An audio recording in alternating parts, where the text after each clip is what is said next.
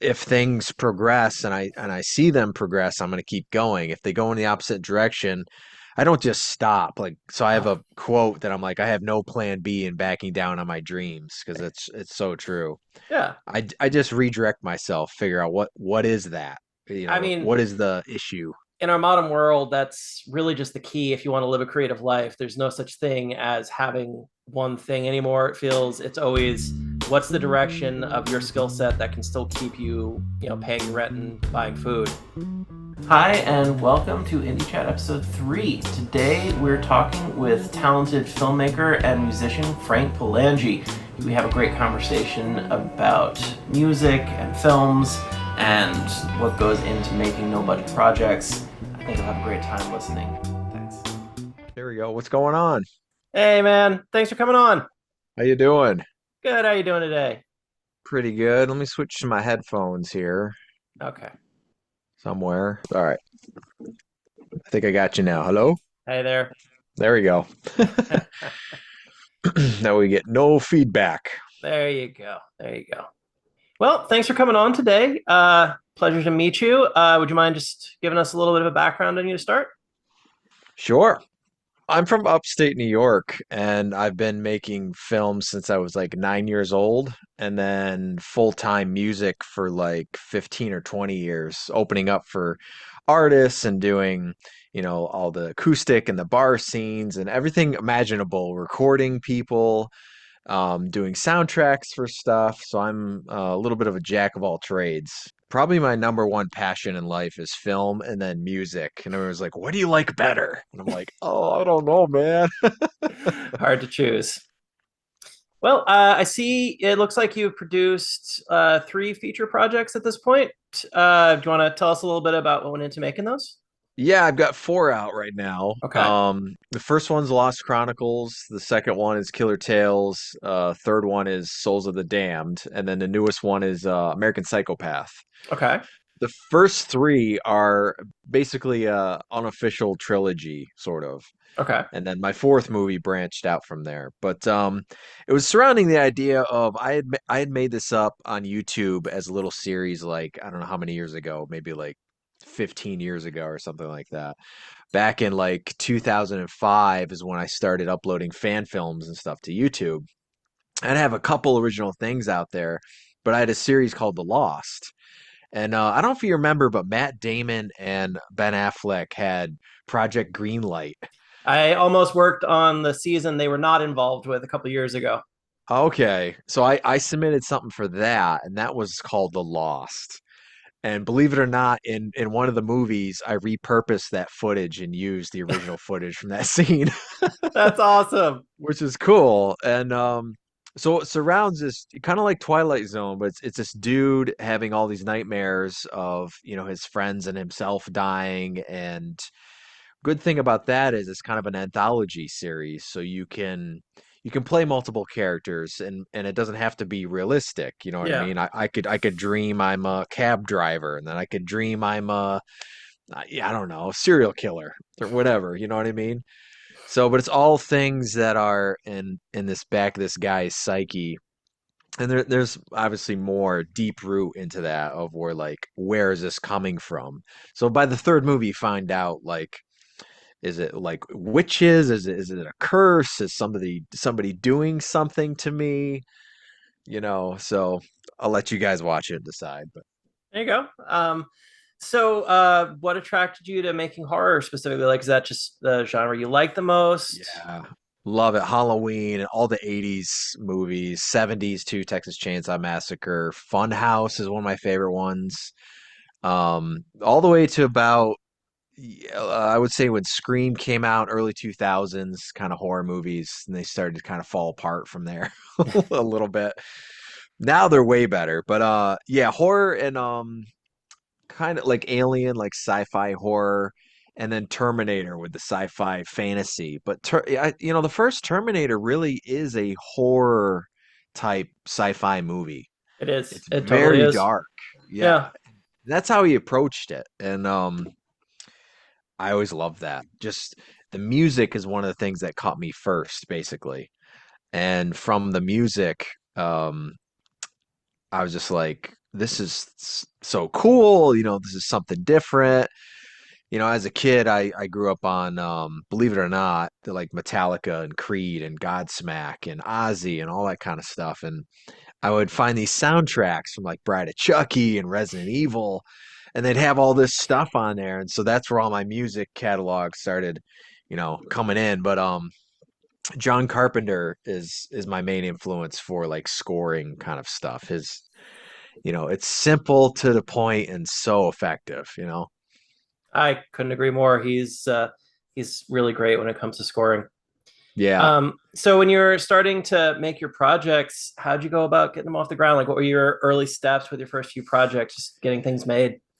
No, I call them no budget movies. Oh, They are for no sure. budget movies, low budget movies, whatever. But so we had a house fire a couple years ago, and I lost the whole recording studio and Oh, everything, that and sucks.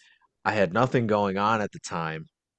And this guy I knew said, he goes, listen, he goes, I make these movies for this company in California. He goes, I've been following your fan films for a while and this and this. And he goes, your music video and your music. And he's like, if you make a movie, he goes, maybe we can put something out. Sorry to interrupt, but if you're liking this so far, consider giving us a like and a subscribe. It really helps the channel. We're trying to grow. New episodes come every Friday, so you don't want to miss them. So that's been something I've been waiting for like 15, 20 years for somebody to say. So I was like, okay, I don't have anything going on. I saved my camera and I literally have nothing else. So, yes, let's do this. So I actually made Lost Chronicles, I made within 4 months, I Wow, would that's say. pretty fast. And that's with no budget, no, meanwhile, we're trying to, put the house back together and all that kind of stuff. Yeah. So, It's always when it rains, it pours when you're getting projects like that together.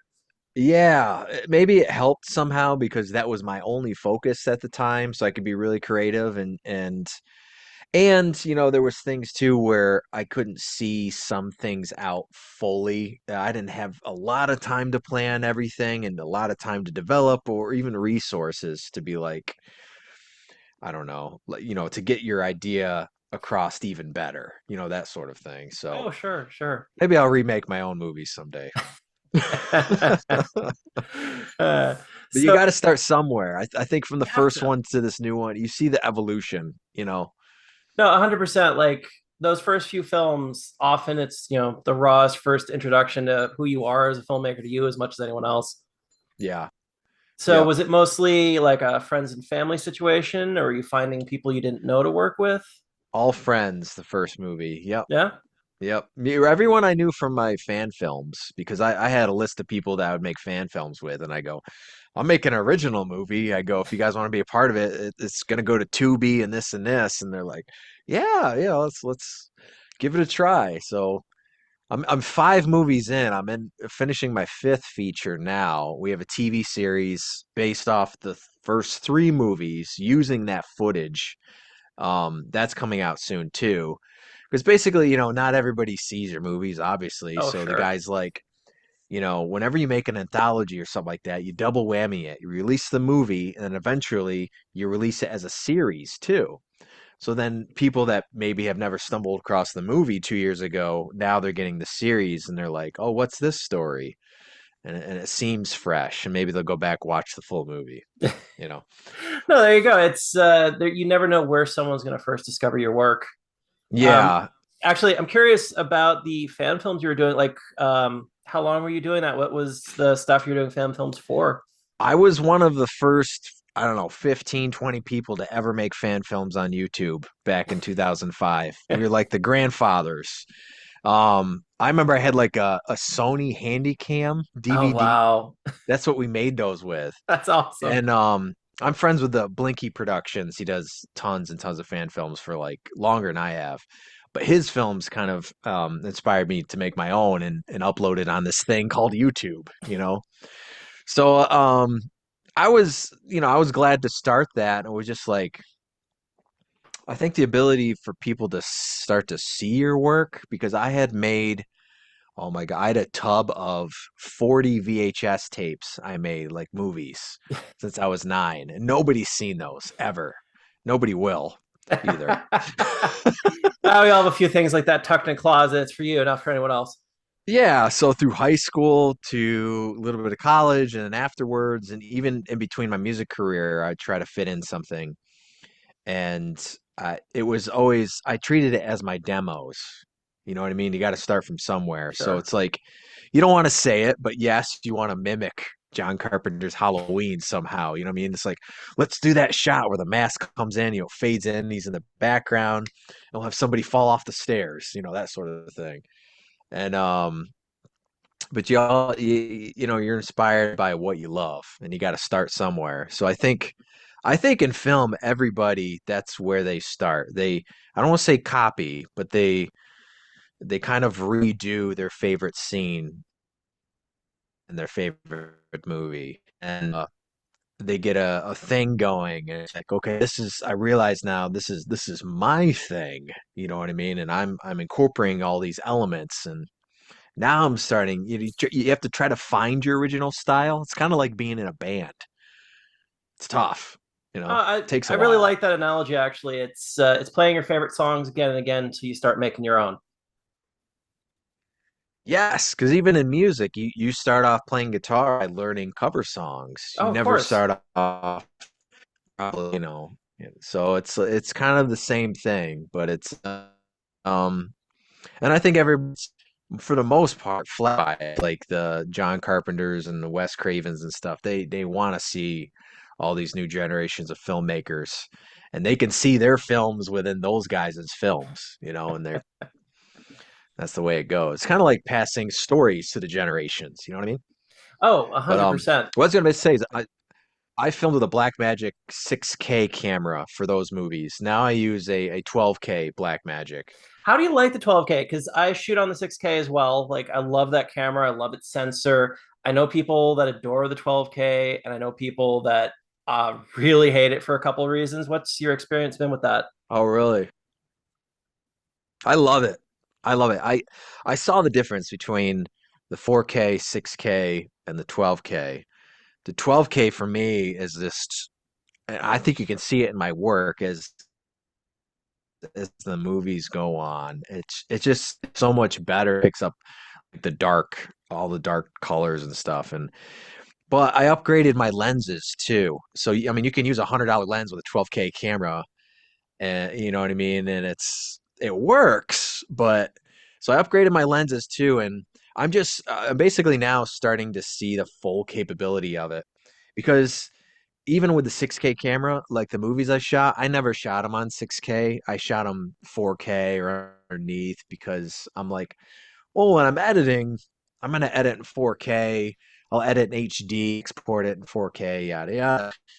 But when you shoot in that raw format at 12K and it captures everything, you're like, oh, you have you have so much more to work with when you're doing color correction and all that kind of stuff. It's just so nice. How's the data storage? Like, how many terabytes are you shooting a day when you're using the 12K? I have and they're almost full. I have two 24 terabyte hard drives that I use to back up my stuff. And they're like 18 terabytes a piece. Each memory clip is like $500 a piece, and it holds a um I think a terabyte worth of memory. Okay. Do you feel like So the I'm data using burns that. a lot higher with the 12K than the 6K? Or like, are you not noticing a huge difference? Yes. Yep. So what I So you start planning so your that shots a lot more specifically on the data.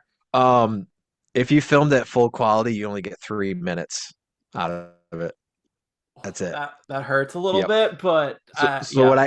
here's what you do is what I do is I put on 12K, and I put it on whatever the most compression setting of it is, but you're still shooting 12K, and it's still better than the 6K and all that. But you can shoot 40 minutes, and that's it.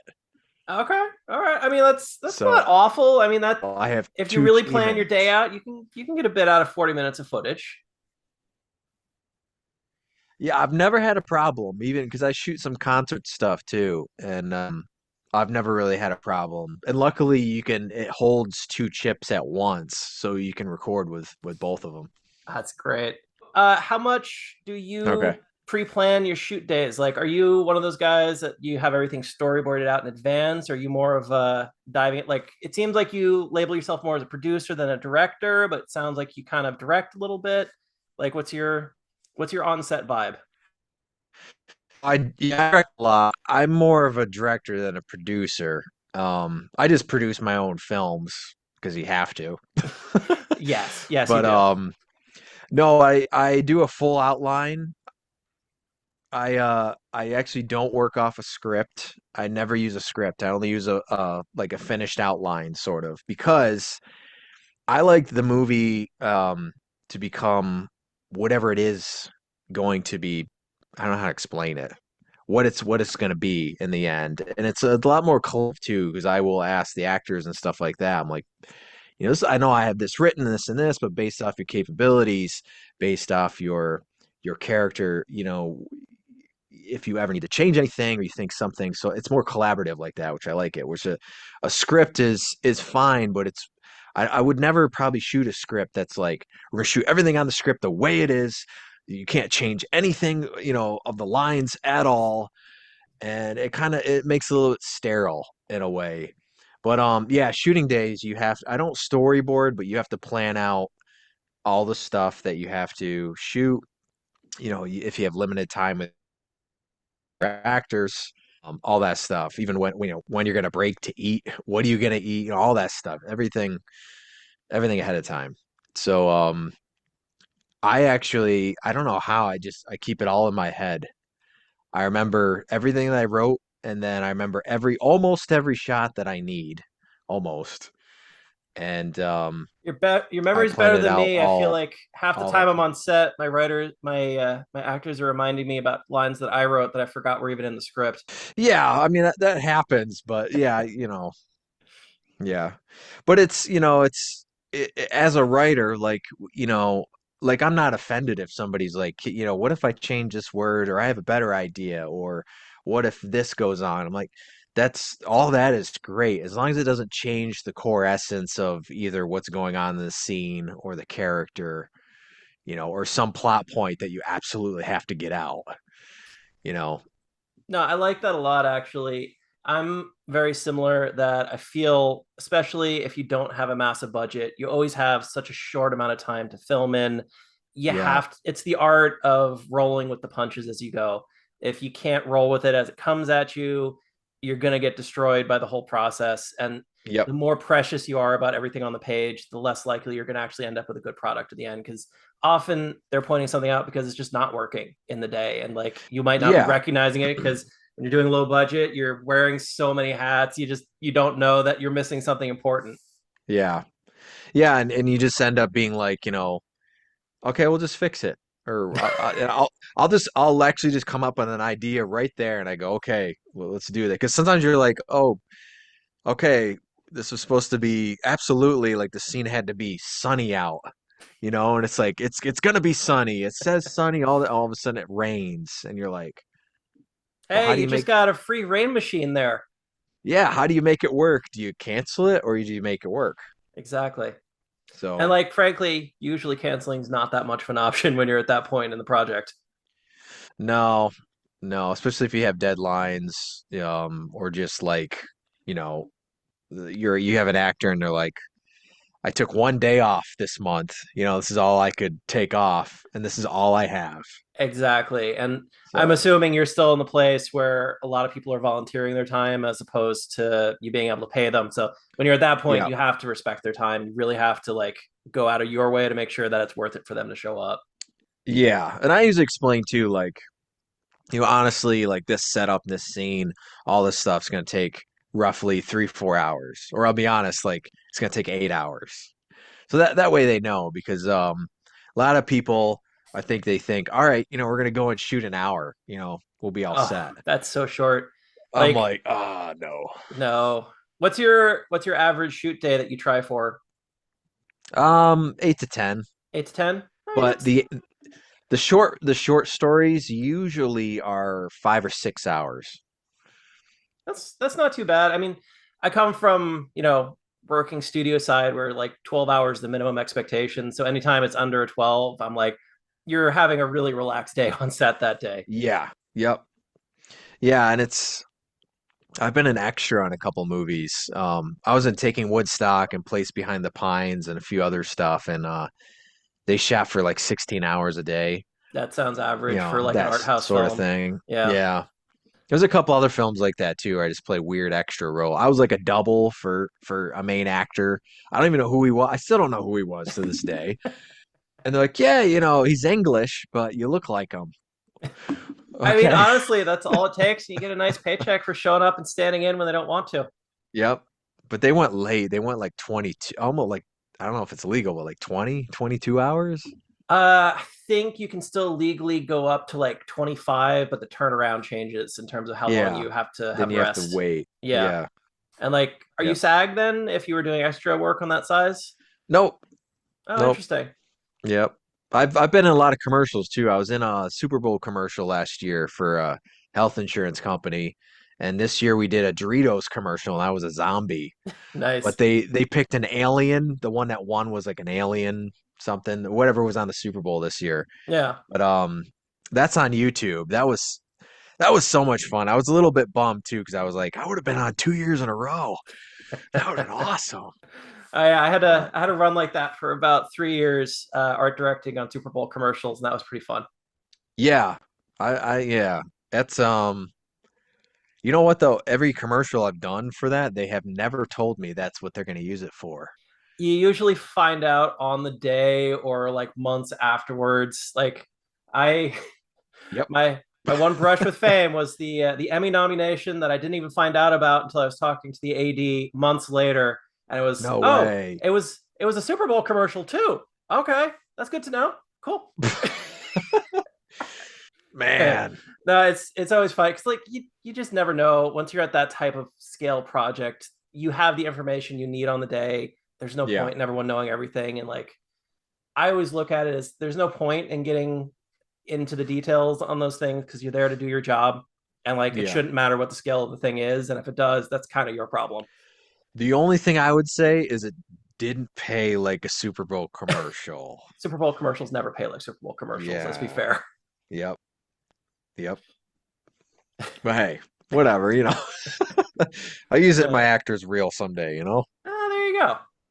I mean, actually, that's a nice segue. Like, what are your feelings on the way the industry is looking right now? Like, you're kind of making stuff more on the indie side. Do you feel like times are better, tougher for you? Because, I mean, people that are doing studio work right now, there's not that much going on. There's a lot of, Yeah. there's a lot of worries, but it feels like there's potential for this to be a really golden time for like smaller indie productions. There's a, I don't know, call it a resurgence of that, I think, from because there was a lot of it in the early 2000s with video, straight Yeah, to video. And that's kind of what I feel like that I'm doing. I'm doing straight to video movies, and it's okay. It's fine. And there is more opportunity, but at the same time, like Tubi this year just changed their preferences. They're only accepting like 20% of what they used to. So I don't even think my fourth movie is going to be on Tubi because they just don't accept anything anymore. Amazon stopped, as everybody knows, and but there's other. The problem is there. I mean, maybe not a problem, but there's other ones that are popping up everywhere, right? So it's like take something like Fossum has my new movie, and it's kind of like a Tubi, you know, it's free for sure. everybody. But, you know, do you have, put it this way, do you have 1,000 movie apps with, let's say each of them has 100,000 subscribers, right? Yeah, Or back in the day, you had, you know, what, three video stores that everybody went to, and everybody would see that those titles were there and they would get rented, you know. So it's like, it's kind of like with music nowadays, where do you go?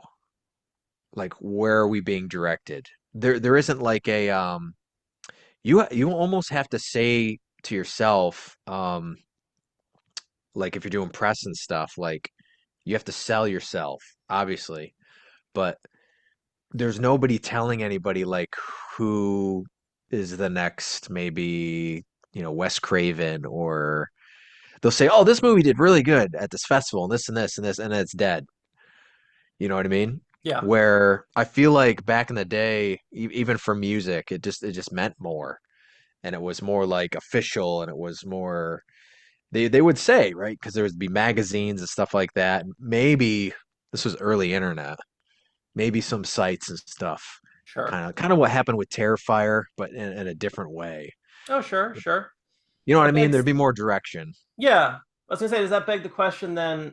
Do you feel like what's really missing right now is places to put your stuff or ways to get your stuff in front of people? Well, yeah, I would say once it's in front of people, how can you get them to watch it? Sure, So I would say the opportunity to put it there in the database, let's say Tubi database, it's there, right? But there's so many movies and so much, I don't want to say competition, but just so much that unless you have a major budget to market, not on Tubi, but market it yourself so people can go over and know about it, sure. you know? So it's great that it's on the platform because there's possibility that yes, hundreds of thousands could find it, but the possibility for that is actually really, really low because there is a lot of movies on there.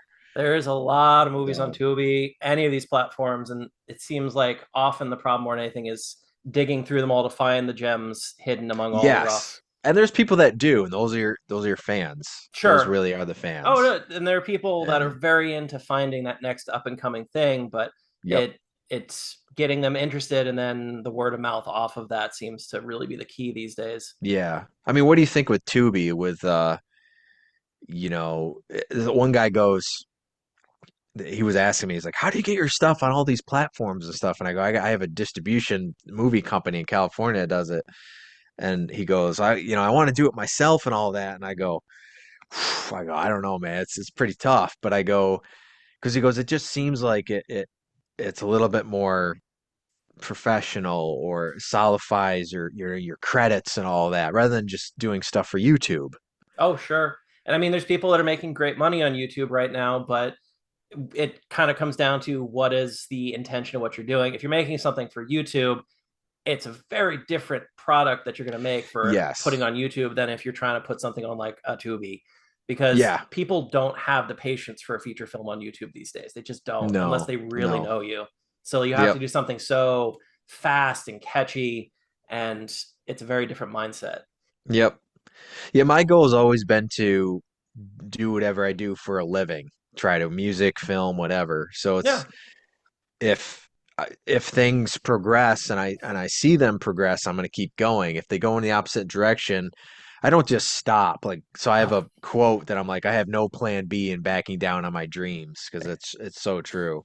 yeah. I just redirect myself, figure out what is that? I mean, What is the issue? in our modern world, that's really just the key if you want to live a creative life. There's no such thing as having one thing anymore. It feels it's always what's the direction of your skill set that can still keep you, paying your rent and buying food. Because sometimes Yes. it'll just disappear out from underneath you and you'll have to, pivot, figure something new out. Yeah. And a lot of times you don't know the direction, what I mean, something you Oh, don't know you don't know what's coming, where's the crystal so ball that we all need to just know what the yeah. next 10 years are going to look like? And they're like, Frank, you're putting these movies out and stuff. They're like, shouldn't you like work on them for 3 years and really put in like the max amount of budget and all this stuff? And I'm like, I would never release a movie. I would release a movie once every 5 years or something. By then it'd be, Well, you I would know, actually, that's an interesting question right there. You seem like you're favoring more of the quantity versus quality, the two sides of that scale. It seems like you're yeah, because feeling that's where it's quantity at helps right you a now, little bit right? more. You got to build your resume up, that Sure, sort of thing. sure, Even if it's good or bad, you got to have stuff out there because sure. you don't know what's gonna work. You know what I mean? Well, I mean, end of the day, no, you never know. And like, I, I think really the key is, do you like the stuff you're making? And if you like the Yeah, stuff you're making, that's really what matters. End of the day. yeah. I love making almost anything, so it's not really about you know oh this movie say it only got 10 views. What it was it was one of my favorite movies to make. Whatever it is. Yeah, and But sometimes that's what matters. Well, I have to say, it seems like you're kind of sitting in that Roger Corman space of it's really about getting things out, making things that might capture the public attention right in this moment. Yep. How do you decide what your next project's going to be? The studio Yeah, most of the times. Yeah, they'll say like, why don't you do this or something like that, or we really want like something. I won't say it, but let's say a Mockster film. Let's sure. say that. You know what I mean? You haven't done a Mockster film yet, so I'm like, okay, and I'll just think of something, and that'll be one of the future projects. Like I have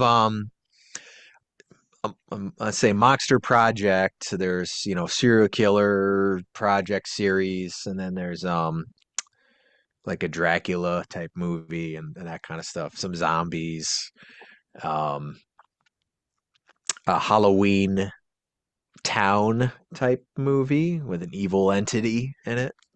Let's have to say that. Sounds fun. Sounds fun. Yep. With the deal you have going on, is it more of do you have like a guarantee of distribution? Are they tossing any cash your direction? Like, you don't have to get I into mean, details. I know it can be a little. yeah. If I make a movie, they'll distribute it for sure. I mean, they haven't said no yet because they're my executive producers too. So I'll say this is the outline or this is my idea. Okay, I'll make an outline, send the outline to them. If it's something they didn't like at all, then I would just move on to the next thing and just say, all right, I'll make that one instead. No, building a So relationship up like that can be so vital, especially with doing essentially exploitation filmmaking, where it's about you want to make sure it's something that's going to hit the market. It's you need to make sure your distributor is yeah, actually going to be able to yep, distribute it in the first place. yeah, and it's they like to beat the algorithms and the computer systems and stuff more. So they're like, it's got to be technically correct and this and even down to like certain things like Amazon picks up more of talking about the ex-wife than this and this. So put in more ex-wife stuff or whatever. So like down to like the actual content inside of the video and what your Yeah. dialogue is. Yeah, and I haven't did that yet, but I've kept that in mind a little bit, but I'm like I'm still gonna make the movie that I want, but I mean I wouldn't mind it. I just have to reconfigure it. It's kind of weird, to be Yeah, like, it's well, an odd way to think about going about writing a movie if you're getting that like specific about pursuing the algorithm, because also yeah. even with the tight turnarounds you have, that's assuming that that algorithm's still going to want that content by the time you're even putting it out. Yeah, and another thing like Frank, when's a female lead gonna come in a horror movie? He goes, female leads just do way better with the algorithms and the viewership and I'm like, I'm not nothing against that. I just haven't done anything like that. So the last movie was a female lead, and so I keep what they say in mind and just try to do it for the next project. Yeah, no, that totally makes sense. It sounds like they're not really like heavily pushing you in directions, but they're giving you information about what's more likely to actually get on where they're putting it. Yeah, yeah, and it just depends, because I'm a fan of Evil Dead, so I'm like, where's the next Ash kind of thing coming in? But it's true. Ever since the dawn of a horror movie, the females usually are the leads, and they're the ones getting run around, and they survive or get killed, and Sure. the guys always get killed. I think they forget about that. All the guys in movies get killed, Oh, generally, yeah. No, that's pretty definitely a much. thing. The cop might live or something, but cops generally never live either. But Except Killer Clowns. That's the only one I can think of off the top of my head. yes, I love that. I heard they're going to remake that with Ryan Gosling. Yeah, no, it sounds like that might be something that's coming out. I'm curious to see if the brothers are involved again or if that's going to be like a completely new group because they're still around. Yep. They've been trying to make more Killer Clowns movies for years, but they were never able to quite get them off the ground, as far as I heard. Yeah, I don't know why. Like early 2000s they were going to do one too and never I'm happened. assuming finance fell through, but I don't Yeah. know them personally, so I never really The heard too video much. game's out, so that's going to spark something. I love the Texas Chainsaw video game that's out. I mean there's all of them. Evil Dead, I think Halloween's got one that's going to be coming out or something, I don't know. But I'm into all that stuff too. You get ideas from it. I'm like playing a video game and there's something that comes up and I'm like, "Wow, I could put that in a movie." Sure. No, I mean it could be great inspiration. Yeah, It because like I don't know if you play the Texas Chainsaw Massacre, but you start on a meat hook, and I was like, "Wow, what if you start a movie with the characters on a meat hook?" yeah, hell of an opener. take it from there. And you have no idea what's going on. Not a clue. The audience doesn't either. But It sounds like you're pretty tuned into the horror scene. Do you do much of like the conventions, or you kind of just putting your stuff out there? I don't yet. We have one in Saratoga. A couple people come up. I talked to a few people from like the 80s horror movies too a little bit just on Facebook and stuff Sure. because I'm trying to get one to come on over and be in a movie sometime. It Honestly, would be I mean, great. they're not as hard to get in touch with as you would expect, but you do have to have certain minimum things available to them before they're going to consider it. Yep, Like usually you got to be at least at SAG scale for pay. They're going to expect to be put up. They're going to expect changing rooms, stuff like that. That yep.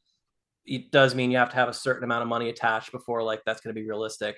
But at the other side of it, as soon as you have someone like that attached, it's more likely you're going to make better money back from a project too.